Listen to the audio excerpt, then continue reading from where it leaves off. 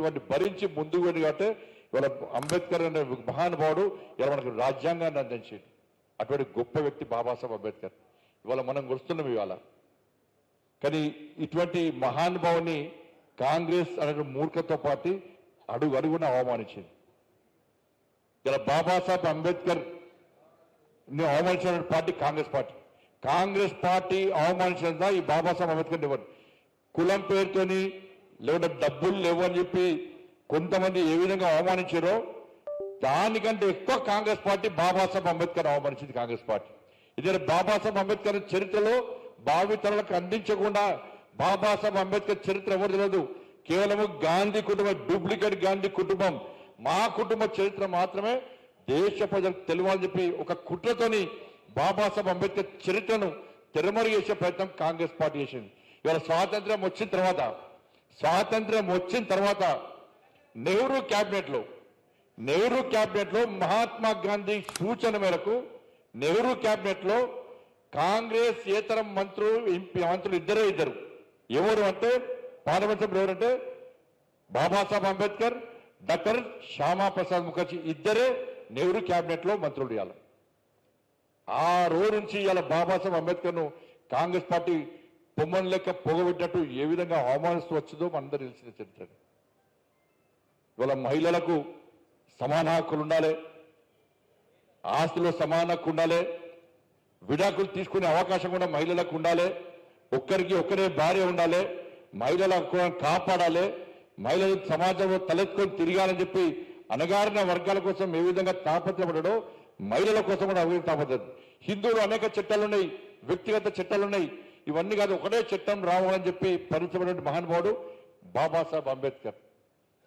ఈ దేశంలో అడుక్కున్న వాడైనా అంబానీ అయినా అందరికీ ఒకటే ఓటు హక్కు ఉండాలని చెప్పి ఇవాళ మనకు ఓటు హక్కు కల్పించిన వ్యక్తి బాబాసాహెబ్ అంబేద్కర్. మీరు ఓటును ఉపయోగించుకొని చైతన్యవంతులు అవుతారో, ప్రశ్నించే వాళ్ళు అవుతారో, ఓటును అమ్ముకొని బానిసలు అవుతారో అని చెప్పి ఇలా కరాఖండిగా చెప్పి ఓటు యొక్క విలువను మనకు తెలిపిన వ్యక్తి బాబాసాహెబ్ అంబేద్కర్. ఇట్లా అనేక అంశాల మీద బాబాసాహెబ్ అంబేద్కర్ ప్రశ్నిస్తూ వస్తుంటే వాళ్ళ దేశ విభజనను వ్యతిరేకించిన వ్యక్తి బాబాసాహెబ్ అంబేద్కర్. 370 ఆర్టికల్ను వ్యతిరేకించిన వ్యక్తి బాబాసాహెబ్ అంబేద్కర్. దేశాన్ని విభజించే ప్రసక్తి లేదు, దేశం కలిసి ఉండాలి, అఖండ భారత్ ఉండాలని చెప్పి పరితపించిన వ్యక్తి బాబాసాహెబ్ అంబేద్కర్. ఇవన్నీ ప్రశ్నిస్తున్న క్రమంలోనే కాంగ్రెస్ పార్టీ అనేక అవమానాలు పెట్టినప్పుడు తట్టుకోలేక ఇవాళ రాజీనామా చేసి బయటకు వచ్చిన వ్యక్తి అంబేద్కర్.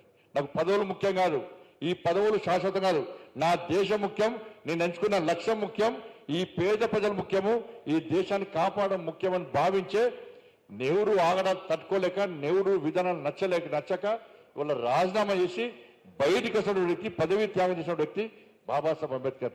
ఇలా 1952లో అంబేద్కర్ గారు పోటీ చేస్తే కాంగ్రెస్ పార్టీ ఎంత మూర్ఖత్వం అంటే ఇలా బాగా చెప్తారు. ఇవాళ జయంతి సందర్భంగా మేము ఇది చేస్తాం అది చేస్తాం కాంగ్రెస్ పార్టీ చెప్పుకుంటారు. కాంగ్రెస్ పార్టీ నాయకులందరూ ఊకదప్పుడు ఉపన్యాసం ఇస్తున్నారు.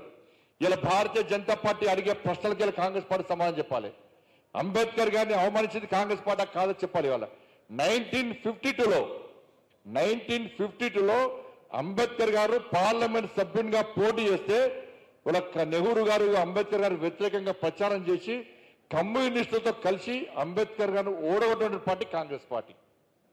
ఇలా 54లో ఉప ఎన్నికలు వస్తే 54లో 1954 ఉప ఎన్నికలు వస్తే బాబాసాహెబ్ అంబేద్కర్ మీద పోటీకి అభ్యర్థి నిలబెట్టిన పార్టీ కాంగ్రెస్ పార్టీ. కజ్గోల్కర్ అనే పేరు ఇండిపెండెంట్ గా పోటీ చేస్తే అంబేద్కర్ గారు పోటీ చేస్తే అంబేద్కర్ గారి మీద అభ్యర్థి నిలబెట్టి ఇలా అంబేద్కర్ గారిని ఓడగొట్టిన పార్టీ ఇలా కాంగ్రెస్ పార్టీ. ఇలా ఇన్ని సంవత్సరాల అంబేద్కర్ గారికి భారతరత్న ఇవ్వలే. నెహ్రూ ప్రధానమంత్రి ఉన్నప్పుడు ఆయన గొప్ప వ్యక్తిగా ప్రకటించుకొని ఆయనే భారతరత్న ప్రకటించుకున్నాడు. సేమ్ ఇందిరాగాంధీ కూడా ఆమెనే భారతరత్న ప్రకటించుకున్నారు. రాజీవ్ గాంధీ అదే పరిస్థితి. కానీ బాబాసాహెబ్ అంబేద్కర్ కు భారతరత్న ఇవ్వడానికి కాంగ్రెస్ పార్టీ ఏ రోజు ప్రయత్నించలే. ఇంకా అది పక్క పెట్టి బాబాసాహెబ్ అంబేద్కర్ మీద అంబేద్కర్ ను ఓడగొట్టడానికి ఎవరైతే ఇండిపెండెంట్ ఒక అభ్యర్థి పోటీ చేసిండో, కాంగ్రెస్ పార్టీ అభ్యర్థి పోటీ చేసిండో, అంబేద్కర్ గారు ఓడగొట్టిన కజ్జోర్కర్ కు ఇలా పద్మ విభూషణ్ ఇచ్చి సత్కరించిన దుర్మార్గ పార్టీ కాంగ్రెస్ పార్టీ. అంబేద్కర్ కు భారతరత్న ఇవ్వలే. అంబేద్కర్ ను ఓడగొట్టిన వ్యక్తికి మాత్రం ఇలా పద్మ విభూషణ్ ఇచ్చి సత్కరించిన పార్టీ కాంగ్రెస్ పార్టీ. ఇలా అంతేందుకు అంబేద్కర్ గారు చనిపోతే ఢిల్లీలో సేమ్ పివి నరసింహ గది చేశారు. అంబేద్కర్ గారు చనిపోతే ఢిల్లీలో 2 గజాల జాగా ఇవ్వకుండా అంబేద్కర్ అవమర్శన మూర్ఖతో పాటు కాంగ్రెస్ పార్టీ. ఇంతకంటే ఘోరం ఇంకోటి కాదు. 2 గజాల స్థలం ఢిల్లీలో ఇవ్వలేదు. ఢిల్లీలో గాంధీ, నెహ్రూ, మా కుటుంబం దక్క వేరే కుటుంబాలకు ఢిల్లీలో స్థావరాలు లేవు. స్మారక స్తూపాలు ఉంటే మాయే ఉండాలి, అంబేద్కర్ ఉండే ప్రసక్తే లేదని చెప్పి ఢిల్లీలో 2 గజాల జాగలు ఇవ్వలేని పరిస్థితి కాంగ్రెస్ పార్టీ. ఇవాళ చివరకు అంబేద్కర్ గారి యొక్క డెడ్ బాడీని, మృతదేహాన్ని ముంబైకి పంపిస్తే, ఫ్లైట్ లో పంపిస్తే ఇవాళ కుటుంబానికి బిల్లు పంపించి అంబేద్కర్ గారి మృతదేహాన్ని ముంబైకి పంపిస్తే ఇంత ఖర్చు అయింది, ఆ ఫ్లైట్ ఛార్జీలు కూడా ఇవ్వాలని చెప్పి ఆ కుటుంబాన్ని డబ్బులు అడిగినటువంటి వ్యక్తి పార్టీ కాంగ్రెస్ పార్టీ.